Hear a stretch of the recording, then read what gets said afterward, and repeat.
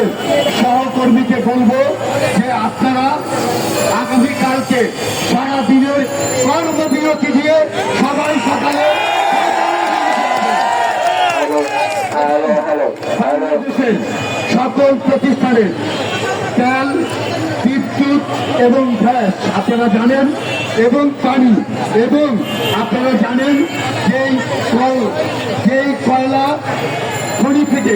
আমরা যারা কয়লা উত্তোলন করি সকল সহকর্মীকে আমরা এখানে কিন্তু আনি নাই, এবং আমি তাদের কথা বলতেছি। আপনারা আগামীকালকের যে কর্মবিরতি ঘোষণা করেছেন, বাংলাদেশ আউটসোর্সিং কর্মচারী ঐক্য পরিষদ, বাংলাদেশ আউটসোর্সিং কর্মচারী কল্যাণ পরিষদ আপনাদের সাথে একাত্মতা ঘোষণা করছে,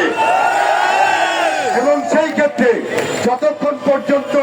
আমাদের এই সহকর্মী